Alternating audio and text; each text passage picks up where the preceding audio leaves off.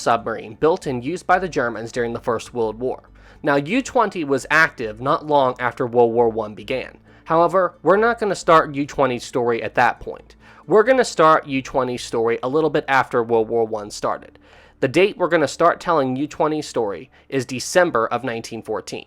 The reason we're going to start telling U-20's story at that point is because on that date, U-20 got a new captain. His name was Captain Walter Schwieger, and the reason why he is so important to this story is because he was the one who was in command of U-20 on that fateful day that it encountered the Lusitania. Now, these submarines were known by a different name during the First World War. You see, these submarines were referred to as U-boats, and the reason that Germany started using these U-boats in the first place was in response to something that the British did to Germany not long after World War I broke out. You see, in the early months of the war, the British erected a massive naval blockade surrounding Germany's seaports. And the reason they did this was to try to severely limit Germany's ability to trade with other nations, and the British were hoping that this would eventually starve Germany into submission. Now, in response to this, the Germans decided to unleash a massive U-boat fleet and send them to the Atlantic. And then they were going to try to do the same thing in the Atlantic that the British were doing around the German seaports. So basically what this means is the Germans tried to have a submarine blockade right in front of the UK, and then they were going to try to intercept and sink any ships that were trying to bring supplies to the UK during this time of war. Now, due to range limitations on U-boats at this time period, these subs didn't travel that far out into the Atlantic. They instead positioned themselves not that far off the UK coastline so they could intercept ships as they were heading to port. Now, in this map, you see an overhead view of the UK. You can see Ireland, England, and all that. You'll notice on the outer edges of the map, you'll see a light blue water, and then closer towards the UK, you'll notice a dark blue water surrounding the country. This area that's marked in the dark blue, this is the area at which the U-boats operated, and this is where they laid in wait while ships sailed in. And then once the ships crossed the border of their territory, these U-boats would try to torpedo and sink them. Now, the fact that the British set up this naval blockade around Germany's seaports, as you can imagine, really didn't sit that well with the German military. Because what you have to remember is that while it is true that this blockade was limiting Germany's ability to get supplies from other nations, it was also hurting the average citizen who lived in Germany during this time period from buying food and other supplies. You know, they couldn't get stuff as well due to this blockade. So, as you can imagine, there were certain members of the German military who were really out for blood because of this blockade. You know, they were like, okay, the British are going to do this to us. Well, I'm going to do everything I can to hurt them. So, this would cause some U-boat captains to ignore cruiser rules. And if they saw any type of enemy ship, whether it be civilian, military, or whatever, they would go after it and try to torpedo it. This is exactly what Walter Schwieger did on U-20. Because not long after he took command of the submarine, he literally went out and sunk the first 3 ships he saw, and these were small civilian merchant ships. He saw them and he torpedoed them.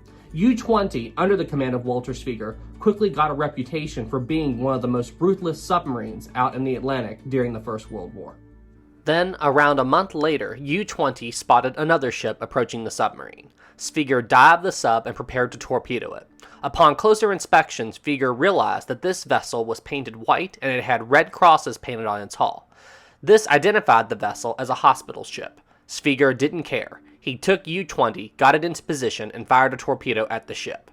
Luckily, U-20 missed, and the vessel was able to escape U-20 without getting torpedoed or sunk. Now, the fact that U-20 tried to torpedo a hospital ship really didn't sit that well with the rest of the world. I mean, it made pretty big news that U-20 attempted to sink a hospital ship. Under the cruiser rules, you know, a hospital ship, you don't target it, you know, because it's not being used for military purposes. It's trying to transport innocent people, you know. You don't target a hospital ship under any circumstances. So the fact that Schwieger would try to torpedo it, well, it didn't make Germany look too good. And honestly, even Schwieger's superiors were surprised at how ruthless Schwieger was when it came to torpedoing ships. But as far as the rest of the world was concerned, the fact that U-20 did try to torpedo a hospital ship, Well, it really killed any sympathy that Germany had with the outside world due to how ruthless some of these U-boats were operating. Now, even though Svigr was pretty ruthless in how he fought his enemy, among the members of his crew, Svigr was considered to be a good captain, and he also was considered to have a good sense of humor. Svigr even traveled with his own pet dog on board the U-boat. Now, a little bit later in the war, the fact that Svigr had his dog on board the submarine would put U-20 in a very interesting situation. I'll tell you that story right now. Later in the war, U-20 encountered a French ship. This ship was known as the Maria de Molinos, and I apologize if I didn't say that right. But now, this attack on this ship was done in accordance with cruiser rules. Svigr approached the ship, and then when he tried to get the ship to stop, the ship initially ran. However, Svigr fired a couple of shots at it with U-20's deck gun, and this got the ship to stop. Svigr waited for the crew of this ship to evacuate, and once the lifeboats were launched, Svigr continued to fire his gun into the ship's hull. He didn't want to waste a U-boat torpedo on a ship that was stopped and just sitting there. After this vessel went down, Svigr's crew was surveying the area at which the ship sank, and they noticed a box floating towards U-20. Inside of this box, they noticed a dog was in there. A dog had survived the sinking of the ship and was now floating inside of this box that was drifting towards U-20. So U-20's crew picked up the dog and brought her aboard the submarine. Now, what you have to remember is, this dog that they rescued was female. Svigr's dog was male, and in short order, the dog became pregnant.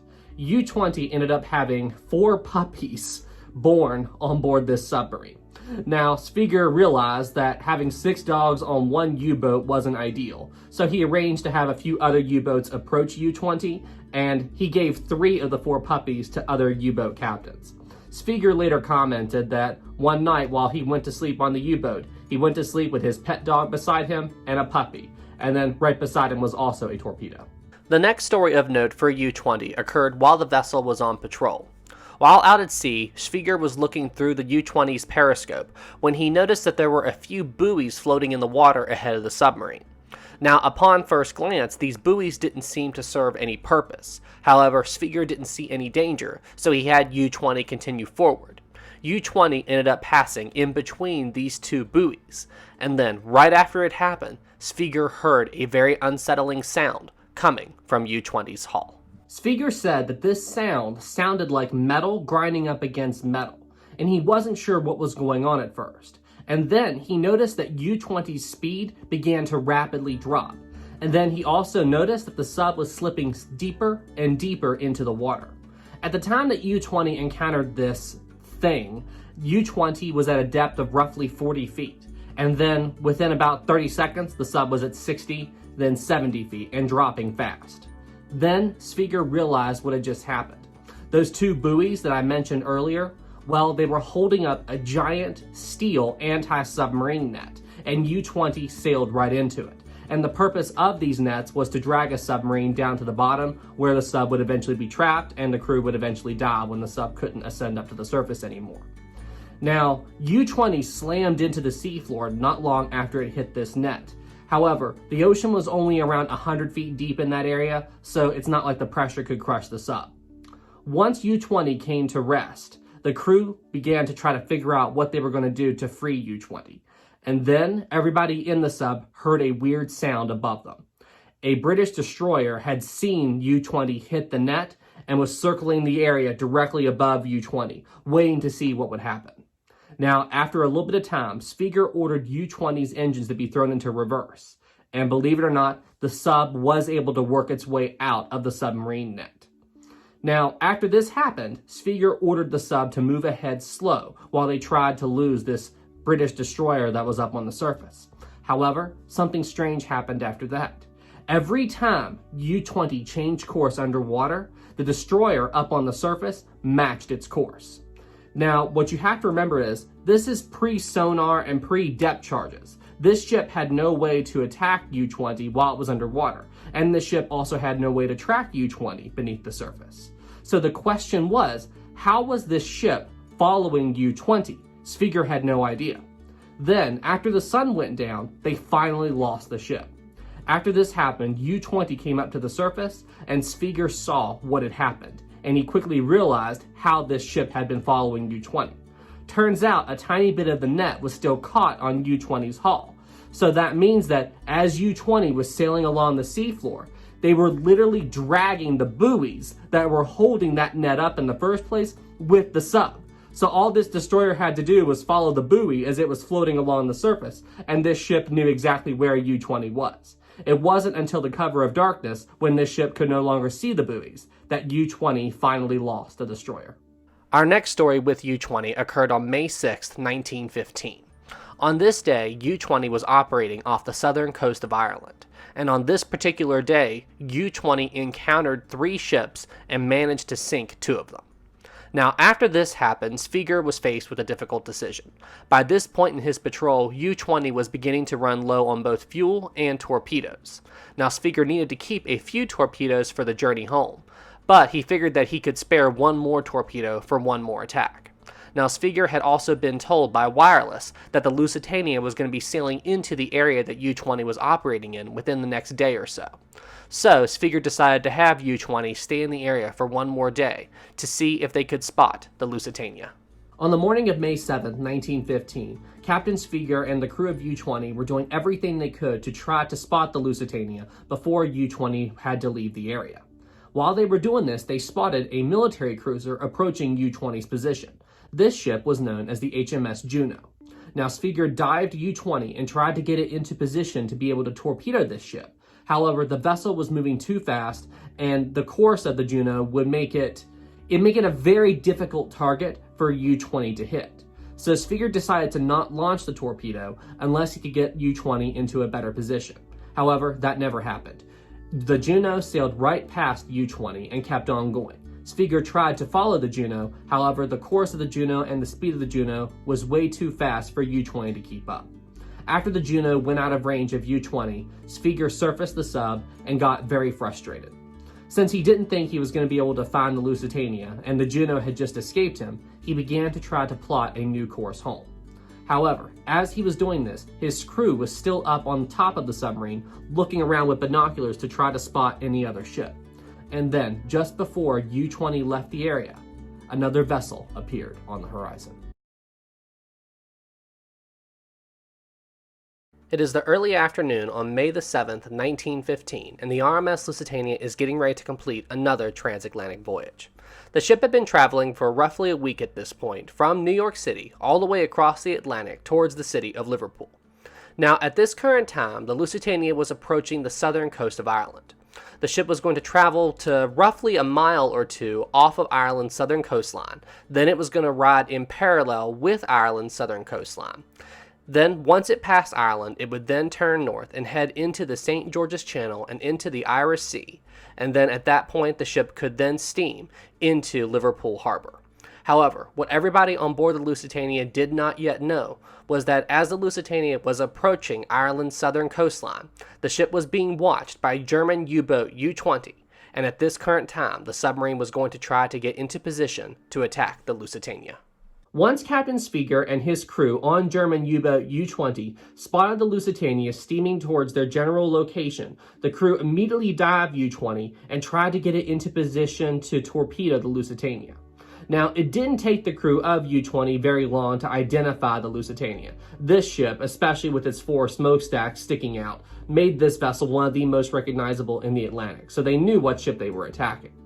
But the other thing you have to realize is that in terms of speed, U-20 was no match for the Lusitania. If this ship suddenly changed course, or if this ship spotted U-20 and then tried to flee, U-20 would have no hope of attacking the Lusitania. Their only hope to pull off a successful attack on the Lusitania was to get somewhere in front of the ship and then torpedo it as the ship sailed by.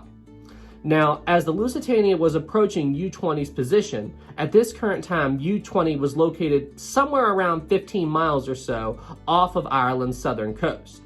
The ship continued to approach U-20's position, and then when the ship got within 2 miles or so of where U-20 was positioned, the ship changed course and began to head closer towards the southern coast of Ireland. Upon seeing this, Captain Sviger on U-20 got incredibly frustrated. He knew that if the ship was on this current course and stayed on this course, then they would have no hope of attacking the Lusitania. Still, Svigert kept U-20 under the surface and continued to watch the ship through U-20's periscope. Then, just as he was losing all hope that he would be able to attack the Lusitania, something happened with the ship that he could not believe. Now, it's important to note that the reason the Lusitania changed course had nothing to do with U-20. At being more than 2 miles away from U-20, it would have been extremely difficult for the lookouts on the Lusitania to spot U-20's periscope. The reason the Lusitania changed course was because as it got closer to the southern coast of Ireland, the ship simply changed course and was going to try to head closer to Ireland's southern coastline, as it had done many times before. However, at the exact same time that U-20 saw the Lusitania beginning to steam away from their general location, Captain Turner on board the Lusitania was dealing with a situation that, at least at first, he wasn't sure how to handle. You see, earlier that morning, the Lusitania had encountered a very thick fog, and this fog was so severe that they couldn't see anything that was in front of the Lusitania. So Captain Turner decided to slow the Lusitania down to a speed of 15 knots until they successfully got out of the fog. And around 12 p.m., 1 p.m. on the same day, the fog was finally starting to let up. However, this fog had greatly slowed down the Lusitania's progress, and it was running behind schedule. And to make matters worse, this fog left them without knowing an exact position as to where the Lusitania was along the Irish coastline. So they were trying to figure that out. Now, to make matters worse, during that same morning, the Lusitania received a few wireless communications from the British Admiralty warning the ship that there were U-boats in the area. However, the problem with this warning was that it wasn't very specific in terms of where the U-boats were. All that Captain Turner knew was that there were U-boats behind the Lusitania and supposedly in front of the Lusitania, but he didn't know exactly where, so honestly there was nothing he could really do about that, and he was extremely frustrated. Now, as the ship continued to sail along, eventually they were able to see the southern coast of Ireland off the Lusitania's port side, and they were able to get a fix on the ship's general location. However, due to the fog and the slow speed that the ship had to travel through, they now had another problem. You see, in order for the Lusitania to dock in Liverpool, the ship has to enter the Mersey River. But the problem is, the ship could only enter the Mersey River at high tide, because directly in front of the Mersey River was a sandbar known as the Mersey Bar, and the only time that the water in that area was deep enough for the Lusitania was high tide. If the ship arrived at low tide, then the ship would have to wait out in the Irish Sea for high tide to come in, and then the ship could proceed through. But obviously, with U-boats being a constant threat, this would be extremely dangerous for the Lusitania. So, while Captain Turner tried to figure out what to do, he had the ship continue its current course, steaming towards the Irish coastline. Now, it didn't take him very long to figure out a plan. What he and his crew decided to do was slow the Lusitania down from its current speed of 21 knots all the way down to 18 knots. And then, instead of having the Lusitania continue to steam towards the Irish coastline, remember how I said earlier in this video that the ship usually maintained a distance of 1 to 2 miles from the Irish coast as it was steaming towards Liverpool? Well, what they decided to do was have the ship maintain its current distance from the Irish coast, a distance of roughly 15 miles, and then just travel at 18 knots. By doing this, the ship would arrive in Liverpool early the next morning, at a time when high tide was in effect, so the ship could travel into the Mersey River without stopping. However, when Captain Turner made this decision, he ordered the Lusitania's helmsman to turn the ship hard to starboard. And when he did this, he didn't know it at the time, but he had just changed the Lusitania's course and laid in a heading that would take it directly in front of German U-boat U-20. Back on U-20, Captain Svigert could not get over what he was looking at. One minute, he sees the Lusitania steaming further and further away from U-20, and then a minute later, he sees the ship change course and begin heading directly towards U-20. Captain Svigert later said that it was nothing short of a miracle that they were able to torpedo the Lusitania in such a way. They couldn't have gotten a better shot on the Lusitania after this course change, even if the ship wanted to be torpedoed. That's how close the Lusitania came to U-20 after it made this starboard turn. Anyway, as the Lusitania continued to steam closer and closer to U-20, Captain Svigert ordered one torpedo to be armed, and he ordered the bow torpedo tube flooded. Once this was done, the crew of U-20 sat back and waited as the Lusitania continued to steam closer and closer to U-20. It is now 2:09 p.m. on board the RMS Lusitania. The weather outside is now perfect. There isn't a trace of a fog left to be seen on the horizon. The passengers have begun to work their way out onto the Lusitania's boat deck to enjoy the beautiful weather. Many of the passengers have also noticed the Irish coastline off of the Lusitania's port side and are excited about the prospect of arriving in Liverpool. However, on the Lusitania's starboard side bridge wing, a crewman is keeping a sharp eye out on the horizon, keeping an eye out for any signs that would show that a U-boat is in the area. Then, at 2:10 p.m., something unexpected caught his eye.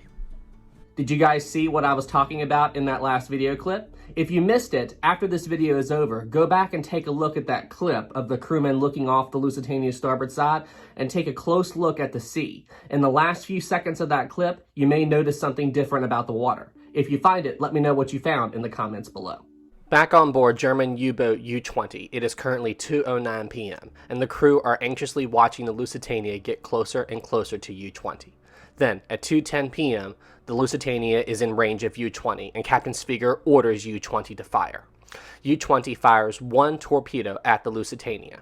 When the torpedo left U-20's torpedo tube, it sent a plume of air bubbles up to the surface. It was this plume of air bubbles that the crewman, who was standing on the starboard side of the Lusitania's bridge wing, noticed at 2:10 p.m. Now, the crewman that was on board the Lusitania who first spotted the torpedo leaving U-20, as soon as he realized what he was looking at, he screamed. Standing on the starboard side of the Lusitania's bridge wing, noticed at 2:10 p.m. Now, the crewman that was on board the Lusitania who first spotted the torpedo leaving U-20, as soon as he realized what he was looking at, he screamed at the top of his voice, "Torpedo closing off the starboard bow!" And once he yelled that, the entire ship went into a panic almost instantly. People were flocking every which way, and those passengers that were on the Lusitania's starboard side, well, they rushed to the railing to try to see if they could spot the torpedo. And because the weather around the ship was so beautiful and the sea was so calm, everybody who was on the Lusitania's starboard side said they had a clear view of the torpedo racing through the water heading straight towards the Lusitania. Now, I did some research to try to figure out what the crew tried to do with the Lusitania to avoid this torpedo impact. Like, did they try to turn the ship to port or starboard, just try to do something to avoid an impact. But based on what I could find, it doesn't seem like they did anything. It doesn't seem like they tried to turn the ship either way. And if I'm wrong about this, please correct me in the comments below. But honestly, if I think about this logically, based on the position that U-20 was, relative to the position that the Lusitania was at the time that U-20 fired its torpedo at the ship, well, you see, these torpedoes can travel at a speed of roughly 40 miles per hour. And based on everything, the captain of U-20 thought that it would only take the torpedo roughly 30 seconds to reach the Lusitania right after it was fired. So with such a little window of time, I'm not really sure if anybody on the Lusitania could react at all. By the time you spot the torpedo, by the time you rush to the ship's helm and try to turn the vessel, I mean, honestly, you've already lost your window of time there. So based on what I could find, it seems like that there was nothing the crew could do to try to turn the Lusitania and avoid an impact with this torpedo. Once the torpedo was spotted, the only thing that the crew of the Lusitania could do was just hope that the damage wouldn't be too severe. Now, during the time of the First World War, the way these torpedoes propelled themselves through the sea was by using an engine that was powered by compressed air. So basically what happened was, a U-boat would fire a torpedo, this compressed air would go into the torpedo's engine and spin the propeller. And then after this air was used, the torpedo would send the air bubbles from the compressed air up to the surface. So that means that if you were on a ship and you saw one of these torpedoes heading towards your vessel, then directly behind the torpedo, you would see a straight line going through the sea right behind the torpedo that was basically these compressed air bubbles leaving the torpedo. Now, over time, this trail of air bubbles that followed a torpedo in its wake got a slang term.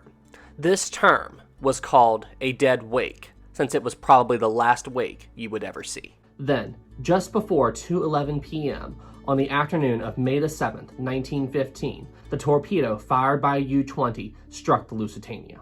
The torpedo hit the Lusitania on the starboard side in between the first and second funnel, and the explosion was felt all throughout the ship. Now, immediately following the torpedo detonation, the crew on board the Lusitania was going to try to figure out and assess the damage that the Lusitania received by this torpedo. However, in the seconds following the torpedo detonation, the crew did not yet realize it, but the damage to the Lusitania by this torpedo was worse than they could possibly imagine. Third sign पे आते हैं। Third sign पे आ जाओ आप सूर्य पर्वत पे यानी sunshine पे।